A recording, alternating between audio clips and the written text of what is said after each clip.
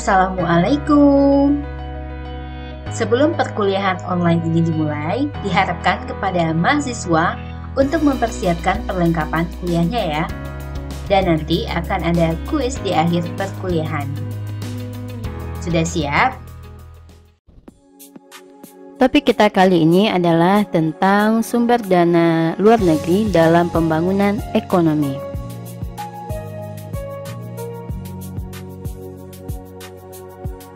Bagi negara-negara yang belum atau tidak mampu untuk menghimpun tabungan domestiknya yang bertujuan untuk merangsang pertumbuhan ekonomi negaranya, maka negara tersebut dapat mencari sumber pembiayaan dari luar negeri. Dan sebelum kita melakukan pembahasan yang lebih dalam lagi, ada baiknya kita mengetahui terlebih dahulu tentang beberapa konsep dan definisi bantuan luar negeri. Bantuan asing atau bantuan luar negeri ini meliputi bantuan yang bersumber dari pemerintah atau swasta dari negara-negara lain. Dan hampir semua bantuan melalui pemerintah ini mempunyai syarat-syarat yang longgar atau lunak, yaitu diberikan semata-mata sebagai hibah atau grants, atau sebagai pinjaman dengan tingkat bunga yang lebih rendah dengan jangka waktu pembayaran yang relatif lama daripada yang ditawarkan pada pasar modal swasta internasional. Jenis bantuan luar negeri ini dibagi atas dua. Yang pertama, bantuan bilateral dan multilateral. Bantuan bilateral adalah sebuah bantuan yang diberikan langsung oleh sebuah negara kepada negara lainnya. Sedangkan bantuan multilateral adalah sebuah bantuan yang dananya mengalir ke sebuah badan-badan internasional seperti PBB, Bank Dunia, Bank Pembangunan Regional. Kemudian, badan-badan internasional tersebut meminjamkan atau menyalurkan dana yang tersedia ke negara yang sedang berkembang. Dan lebih jauh lagi, bantuan luar negeri tersebut dapat berwujud dalam bantuan teknis, pemberian tenaga terampil, bantuan modal, pemberian dana, dan pemberian komoditas tertentu untuk berbagai tujuan. Dan di sisi lain, sumber dana dari luar negeri swasta asing ini juga terdiri dari dua elemen. Yang pertama itu investasi asing langsung atau foreign direct investment atau dikenal juga dengan FDI, dan yang kedua itu investasi portofolio.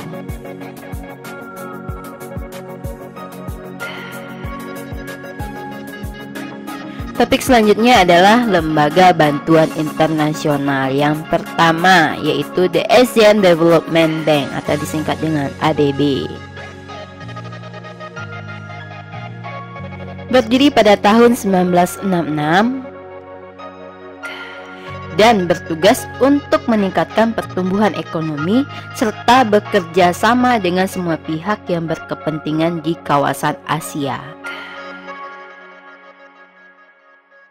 ADB ini merupakan lembaga pengembangan keuangan internasional yang melaksanakan penyaluran dana, menyokong investasi, dan memberikan kerjasama teknis kepada negara-negara yang sedang berkembang yang menjadi anggotanya.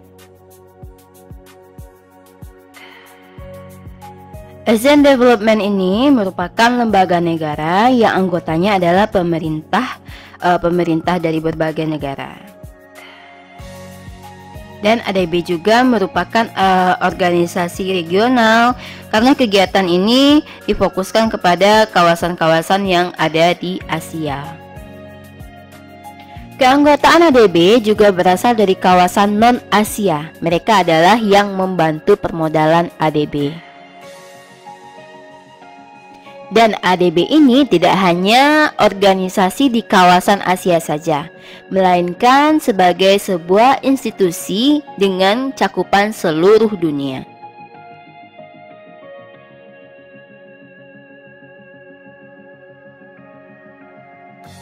Latar belakang berdirinya Asian Development Bank. Pada pertengahan tahun 1960-an, negara-negara di kawasan Asia sangat membutuhkan bantuan ekonomi untuk membiayai pertumbuhan dan pembangunannya. Kemudian, dari berbagai penjuru dunia datanglah bantuan untuk negara-negara Asia, baik itu berupa dukungan politik maupun bantuan ekonomi. Pada awalnya, bantuan ini diharapkan datang dari negara-negara barat.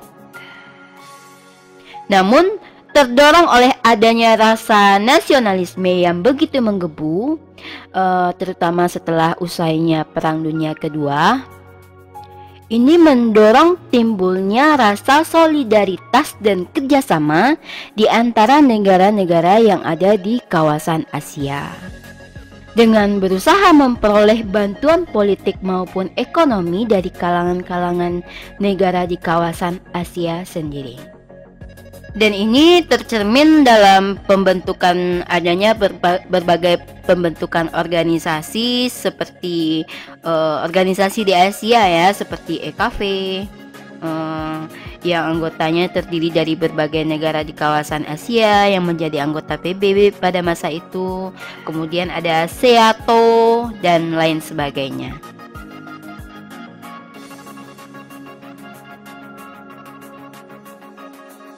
Fungsi dan tujuan ASEAN Development Bank. Fungsi yang pertama yaitu menyokong investasi modal pemerintah maupun swasta di kawasan Asia untuk tujuan-tujuan pembangunan. Yang kedua, memanfaatkan berbagai sumber dana yang tersedia untuk membiayai pembangunan. Dan yang sangat diutamakan adalah kebutuhan-kebutuhan negara-negara kecil atau negara-negara yang sulit berkembang di kawasan Asia.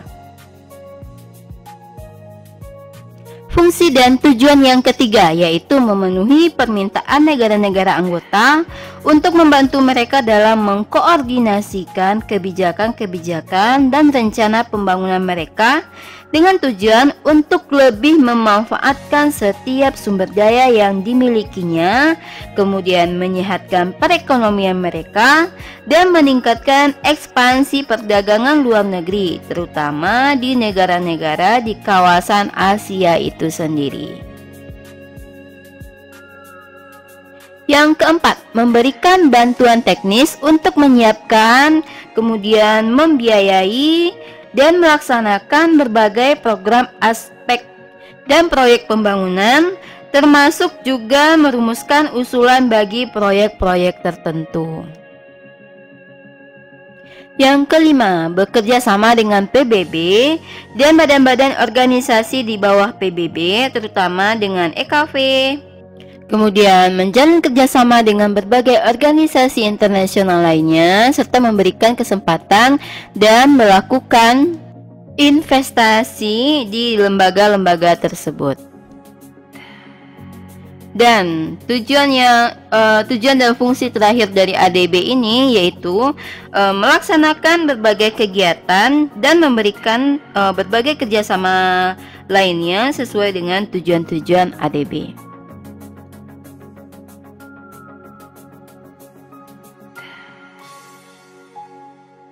Lembaga bantuan internasional yang kedua yaitu Bank Dunia atau The World Bank.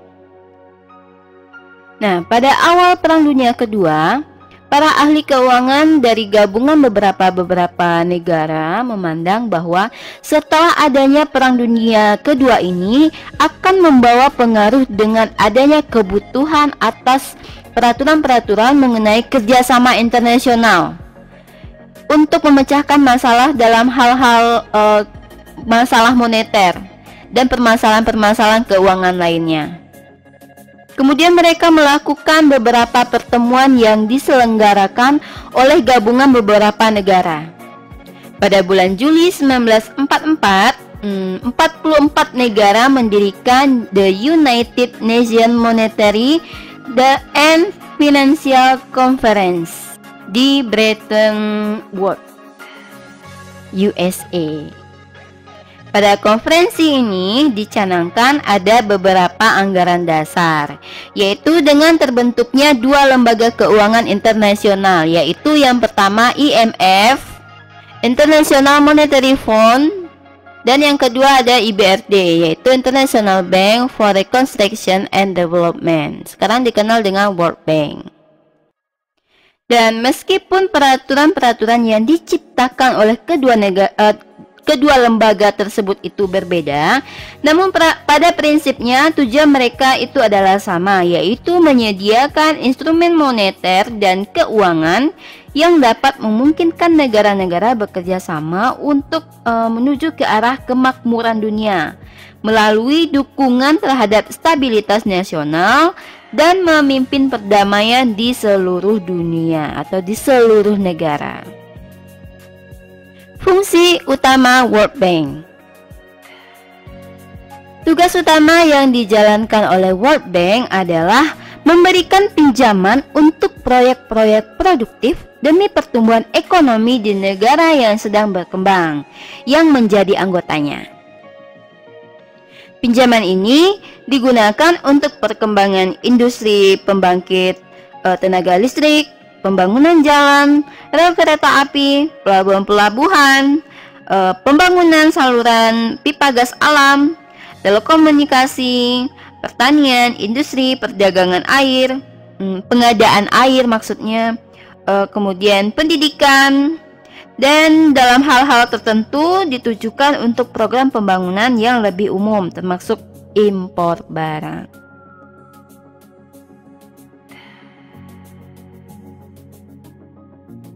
Subbab selanjutnya yaitu dampak bantuan luar negeri terhadap pembangunan. Pertama, kita lihat dari pendekatan teori Harrod-Domar. Tabungan luar negeri digunakan untuk menutupi kesenjangan tabungan investasi yang terjadi di tingkat domestik. Menurut Harrod-Domar, peranan tabungan luar negeri adalah untuk menumbuh kembangkan tabungan domestik sehingga dapat meningkatkan investasi dan pada akhirnya akan mempercepat laju pertumbuhan ekonomi. Dan jika kita lihat dari sisi pendekatan two gap model, bantuan dan tabungan luar negeri dipandang sebagai kontributor terbesar dalam investasi atau bisa juga sebagai salah satu instrumen untuk memperbesar impor, yaitu dengan melakukan atau melalui penyediaan devisa yang lebih banyak.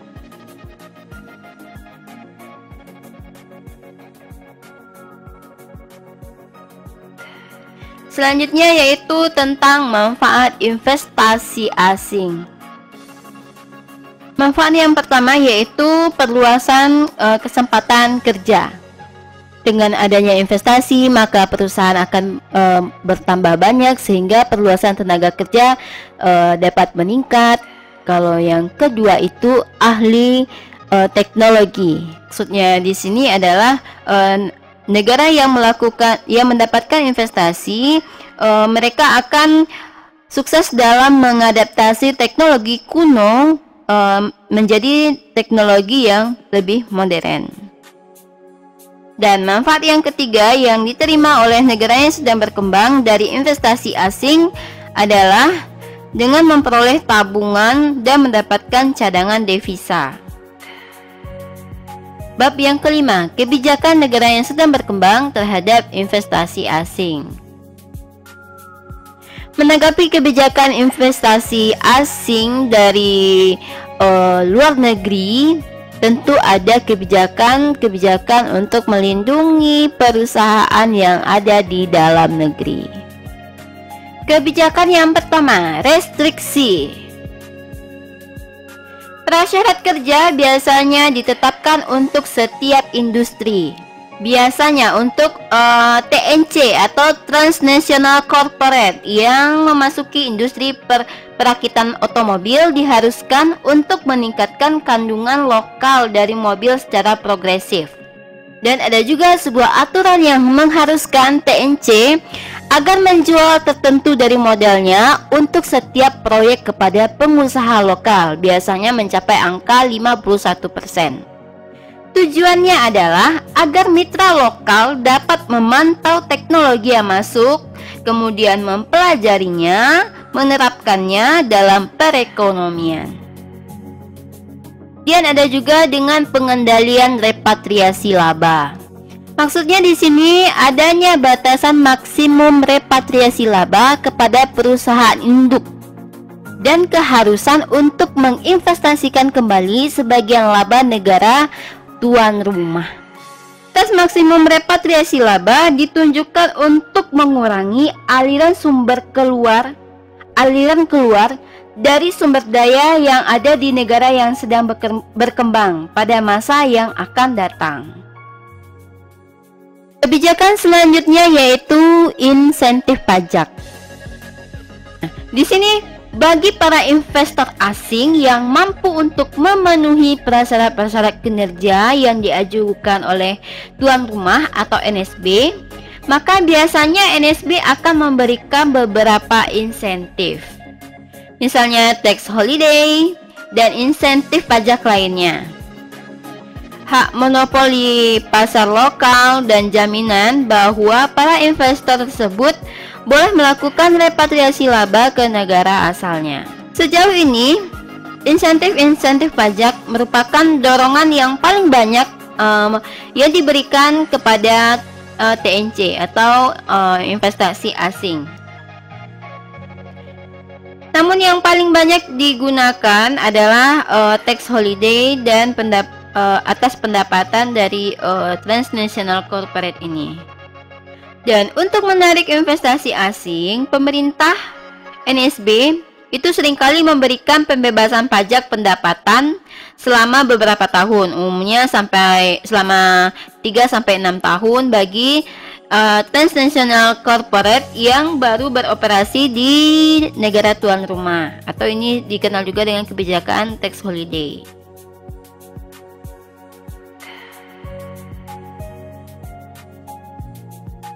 Subbab yang terakhir yaitu pinjaman komersial. Yang pertama yaitu bond lending. Bond lending ini merupakan salah satu bentuk dari investasi portofolio. Bentuk lainnya adalah dengan pemberian saham perusahaan-perusahaan negara yang sedang berkembang oleh pihak asing. Pinjaman komersial dari bank-bank luar negeri seperti Eurocurrency maupun pinjaman biasa dari bank-bank luar negeri dengan menggunakan dana mereka sendiri.